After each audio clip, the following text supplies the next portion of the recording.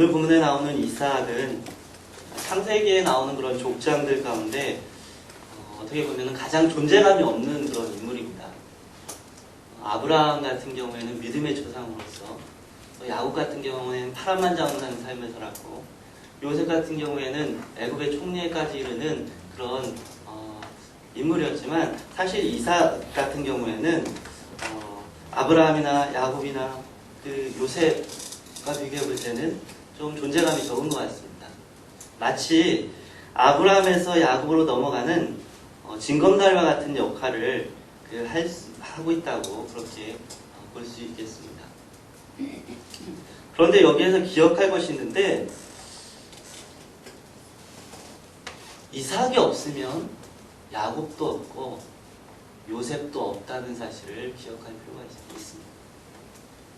아무리 존재감이 없는 그런 인물처럼 보이지만 하나님의 그런 약속의 통로로서, 하나님의 그런 역사의 통로로서 정말 그 길을 묵묵히 걸어갈 때 그를 사용하셔서 그를 통하여서 야곱도 요셉도 그 후손을 통하여서 나오게 하신다는 사실입니다. 여러분, 우리가 아무리 존재감이 없게 느껴진다 하더라도 나 하나 여기 있다고 무슨 일이 일어날까? 아무리 존재감이 없다 느껴진다 하더라도 하나님의 손에 있으면 믿음의 대를 이어가는 하나님의 그런 사명들을 감당해 나갈 수 있다는 사실입니다. 그것을 이삭이 잘 보여주는데, 오늘 본문에 나오는 이 이삭, 주인공인 이삭은 그 이름이 뜻이 웃음이라는 그런 뜻입니다. 창세기 17장 19절에 보면 이 이름은 하나님께서 친히 지어주신 그런 이름입니다. 아들을 낳을 것이다 라고 하나님께서 말했을 때 아브라함에서 웃었기 때문에 이삭이라고 지어주셨는지, 아니면 앞으로 이 이삭이 이 이름처럼 그렇게 웃음이 되는 그런 사람이 될 것이라고 해서 지어주셨는지는 명확치 않지만, 이 이름은 하나님께서 직접 네가 아들을 낳으면 그 이름을 이삭이라 하라, 하나님께서 주신 이름입니다. 이 웃음이라는 그런 이름, 하지만 이삭은 그가 자라나는 그런 환경들을 볼 때 이 웃음이라는 이름과 어울리지 않는 것 같아 보이기도 합니다. 이 부모님과 이 이삭과 나이 차가 얼마나 나죠? 100살 납니다. 네. 학교 가서 아버지 데려와라.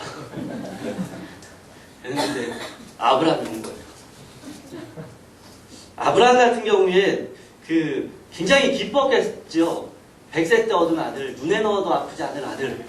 하지만 이삭도 그렇게 기뻤을까? 그건 잘 모르겠습니다. 커뮤니케이션이 좀 됐을까? 또한 그 아버지가 첩을 들였습니다. 그리고 배달은 형을 낳았습니다. 이스마엘이죠. 그 형이 부모님이 안 보기만 하면 어디로 데려갑니다. 안 보이는 데로 데려가가지고 막 심하게 다루고 괴롭히고, 그런 이야기가 성경에 나와 있습니다. 웃기보다는 우울하고 힘들었을 것 같습니다. 그리고 우리가 너무나 잘 아는 사건이 있죠. 모리아산. 이 굉장히 믿음의 그런 사건입니다. 성경에서 나오는 아브라함의 믿음의 그런 징표의 그런 사건인데, 어느 날 아버지가 새벽 일찍 깨웁니다. 그리고 어디를 갑니다. 한참 가더니 한 산 아래에서 종도 남겨두고 이제는 자기 보고 나무지라고 하고 산으로 오릅니다. 한참 오르더니만 갑자기 끈으로 묶고 칼로 찌르려고 합니다. 물론 이 사건이 이삭이 아버지의 믿음을 통해서 큰 교훈을 얻었을 것입니다. 하나님께서 이렇게 예배해 주시는구나. 그런데 그 순간에는 참 가슴 떨리는 일이 아닐 수 없습니다. 생명이 왔다 갔다 하는 그런 사건이라는 거죠. 어쩌면 산만 보면 그 생각이 났을지도 모르겠습니다. 산에 가자 하면 안 되겠는데. 이렇게 이 이삭의 가정이 웃음이라는 이름과 그다지 어울릴 것 같지 않은 그런 가정 환경 가운데서 이 이삭은 자라났습니다. 하지만 이삭은 결국 그 이름처럼 웃음이 되는, 정말 하나님을 웃게 만드는 그런 사람이 되었다는 것을 오늘 본문은 보여줍니다.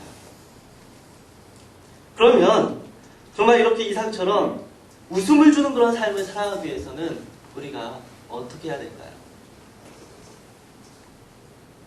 먼저 이삭을 통해서 우리에게 말씀해 주시는 것은 하나님께 모든 것을 맡기고 순종하라는 것입니다. 오늘 본문 12절에서 14절에서 이렇게 얘기합니다. 이삭이 그 땅에서 농사해서 그의 100배나 얻었고 여호와께서 복을 주심으로 그 사람이 장대하고 왕성하여 마침내 거부가 되어 양과 소가 떼를 이루고 노복이 심히 많으므로, 이삭이 100배의 결실을 얻고 양과 소가 떼를 이루고 노복이 굉장히 많았다고 합니다. 그런데 이때가 언제입니까? 26장 1절을 한번 읽어보겠습니다. 26장 1절. 아브라함 때의 첫 형년이 들었더니 그 땅에 또 흉년이 들매 이삭이 그랄로 가서 블레셋 왕 아비멜렉에게 이르렀더니, 26장 1절에 의하면 흉년 때입니다. 이삭이 흉년 때문에 그랄 땅으로 갔는데 그 땅에서 100배의 결실을 얻었다는 것입니다. 이렇게 흉년인데도 100배의 결실을 얻을 수 있었던 이유는 그 하나님께 맡기고 순종하는 모습을 배웠기에 하나님께서 이 이삭에게 복을 주셨기 때문입니다. 2절에 보면 하나님은 이삭에게 애굽으로 내려가지 말라 말씀하십니다. 그리고 약속을 주십니다. 내가 책임지겠다. 내게 맡겨라.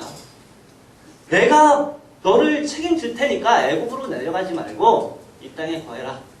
그러면 너는 내가 약속대로 그렇게 이루어줄 것이다. 이삭은 이 말씀에 순종합니다. 그리고 애굽으로 내려가지 않고 그랄 땅에 머무릅니다. 항상 애굽 땅은 풍요를 상징합니다. 풍요로운 땅입니다. 그곳에 가면 먹을 것도 있습니다.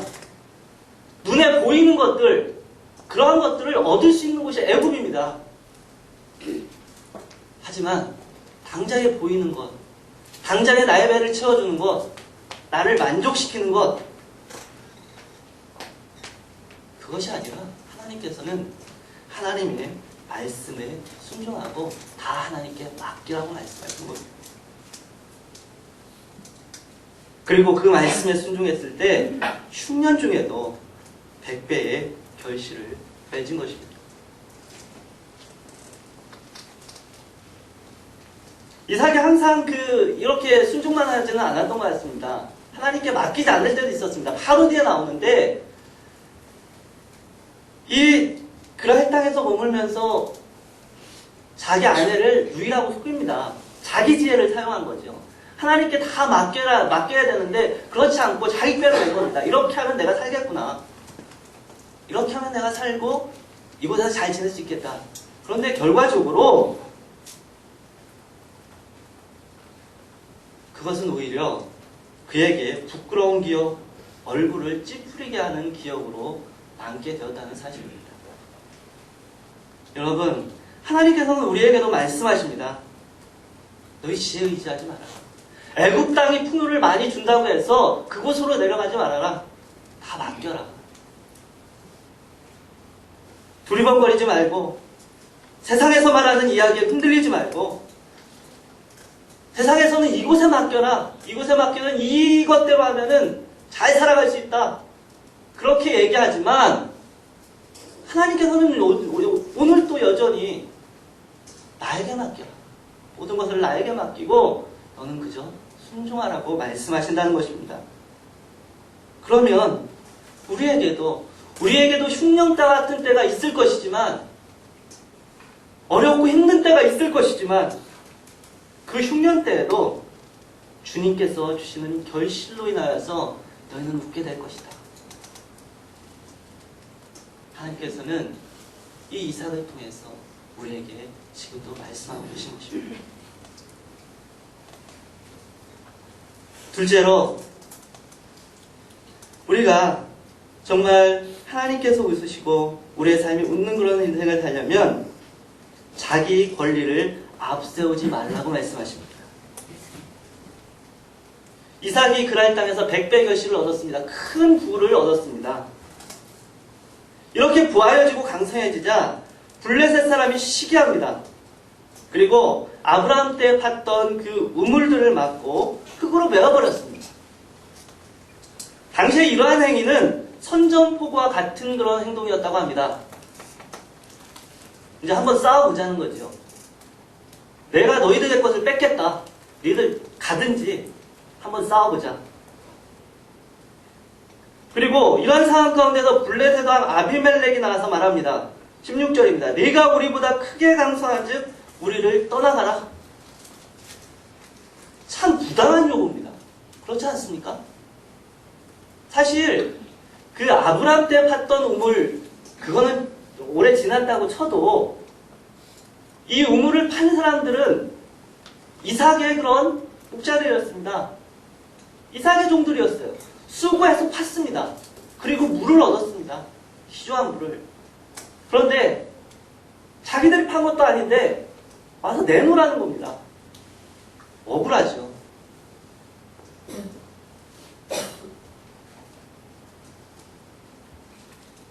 항의하고 따져야 될 사람은 이삭 같습니다. 그것을 자신의 것으로 취할 권리가 당연히 이삭에게 있는 것입니다. 그러나 오늘 본문에서 이삭은 싸우지 않습니다. 아비멜렉의 말대로 그곳을 떠납니다.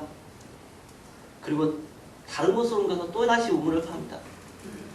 그런데 또 그랄 목자들이 다툼을 걸어옵니다. 싸움을 걸어옵니다. 그것도 줘라. 이삭 이번에도 다른 곳으로 옮깁니다. 또 옵니다. 또 달라고. 이쯤 되면 너무한다. 한두 번이지 이것도. 너무한다 생각하지 않겠습니까? 그런데 이삭은 또다시 다른 곳으로 옮겨서 새로운 우물을 팝니다. 그리고 놀라운 것은 그 새롭게 옮긴 그 우물을 그동안의 그런 우물보다 더 넓고 새로운 우물들을 파게 됐다는 사실입니다. 그제야 다툼이 그치게 됩니다. 여러분, 이때 이삭이 자기 권리라고 주장하면서 우물을 위해서 싸웠다면 어떻게 되었을까요? 이 신나와 에색은 내 거다. 내가 팠고 내가 열심히 노력해서 했기 때문에 비난할 사람도 없습니다. 너희들이 그럴 수 있느냐? 주장할 수 있습니다. 아마 그 우물을 사수했을 수도 있습니다. 치열하게 싸워서 그 우물들을 지키고 승전가를 부를 수도 있었을 수도 있습니다. 하지만 그렇게 되면 서로 간의 적대감은 더해갔을 것이고 근심은 계속 되었을 것입니다. 그리고 중요한 것은 더 넓은 곳, 르봇을 얻지 못했을 것입니다. 여러분, 자기 권리를 주장하게 될 때 다투게 됩니다. 손해보지 않겠다고, 양보하지 않겠다고 하면 손안에 당장 얻는 것이 있을지 모릅니다. 하지만 모두를 웃게 하지는 못합니다.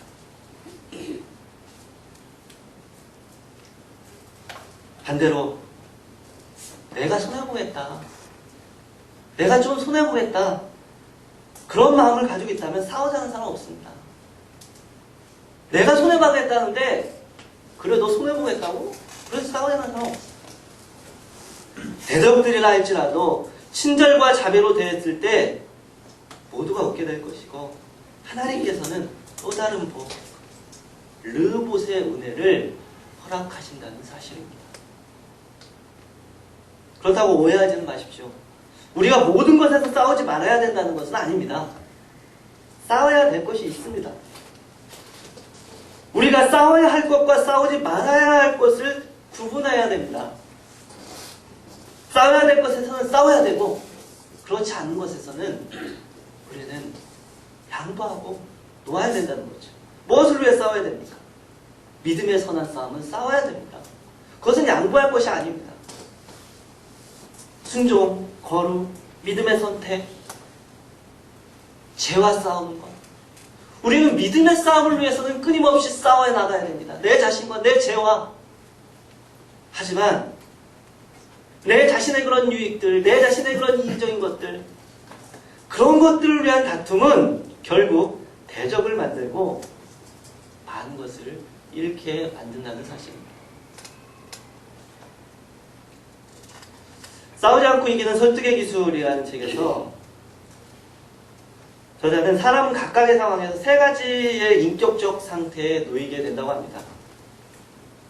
이 인격적 상태는, 세 가지 상태는 아이, 부모, 어른인데, 아이는 이렇게 묘사합니다. 이 상태에 있는 사람은 자신이 억압당하고 있다고 느낀다.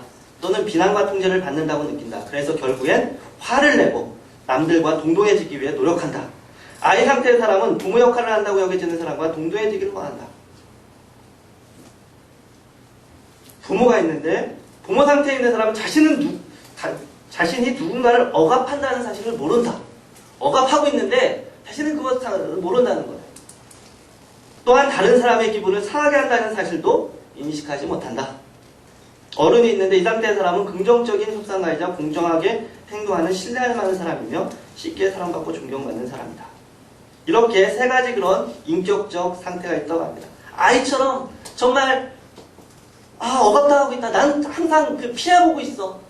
그렇기 때문에 불평하고 불만하는 사람이 있고 피해를 주면서도 자기는 아무렇지도 않은 내가 그런 사람이 있고. 그런데 이 세 가지 상태, 어른을 여기에서는 가장 그 이상적인 상태로 얘기하는데 이 세 가지 인격적 상태를 뛰어넘는 것이 있습니다. 그것이 바로 이삭의 방식입니다. 자기 권리를 양보하는 것. 손해보는 것을 두려워하지 않는 것. 이것이 하나님께서 기뻐하시는 그런 방식이라는 것이죠. 팔복에서도 온유한 자가 땅을 기업으로 얻는다고 했습니다. 내 것을 취하려고 하고 싸우고 다투고 하는 사람이 기업을 얻을 것이다 말씀하지 않습니다. 온유한 자가 땅을 기업으로 얻을 것이요. 여러분, 나만의 권리를 주장하지 않고 좀 손해보고 양보하려 할 때 하나님께서는 오히려 우리의 지경을 더 넓게 하시고 하나님도 또 다른 사람도 미소 짓게 그렇게 한다는 것입니다. 마지막 세 번째로 하나님을 예배하는 것을 우선순위로 둘 때 하나님이 미소 주시고 우리가 웃게 되는 그런 삶을 살게 됩니다. 오늘 23절에서 25절 말씀 같이 읽겠습니다. 23절 이삭이 거기서부터 브엘세바로 올라갔더니 그 밤에 여호와께서 그에게 나타나 가라사대 나는 네 아비 아브라함의 하나님이니 두려워 말라. 내 종 아브라함을 위하여 내가 너와 함께 있어 내게 복을 주어 네 자손으로 번성케 하리라 하시니라. 이삭이 그곳에 단을 쌓아 여호와의 이름을 부르고 거기 장막을 쳤더니 그 종들이 거기서도 우물을 팠더라. 이삭이 브엘세바로 올라갑니다. 그리고 하나님을 만납니다. 하나님을 만난 후에 이삭이 가장 먼저 한 것은 단을 쌓는 것이었습니다. 단을 쌓는 것보다 장막 치고 우물 파는 것이 우선순위에 있을 때 하나님 기뻐하시지 않는다는 사실입니다. 우물 파는 것 중요합니다. 장막 짓는 것 중요합니다. 다 우리의 그런 생존과 관련이 있기 때문이죠. 생존과 관련이 있는 것입니다. 그러기에 우물 파는 것도 장막 치는 것도 다 중요합니다. 하지만 우리에게 더 우선해야 될 것은 단을 쌓는 것이라는 것입니다. 하나님 앞에 단을 쌓는 것, 하나님께 예배하는 것이 우리의 영적 생명의 근원이 되기 때문입니다. 여러분, 우리가 자녀들에게 어떤 유산을 남기겠습니까? 우리가 자녀들에게 무엇을 가르치겠습니까? 열심히 공부해서 좋은 학벌을 가지고 좋은 직장 들어가라. 좋은 일입니다. 많은 재물을 모아라. 좋은 일입니다. 하지만 우리의 자녀들이 나는 어떤 일이 있어도 하나님을 예배하는 것이 가장 중요합니다 라고 고백할 수만 있다면 그것이 값진 유산을 남겨주는 것이 아니겠습니까? 여러분, 우리가 예배 중심적인 삶을 살아야 돼요. 우리 자신도, 우리의 자녀들도. 우리의 관점이 하나님을 예배하는 데 집중하게 될 때 하나님은 그 모습을 보시면서 미소 지으시는 것입니다.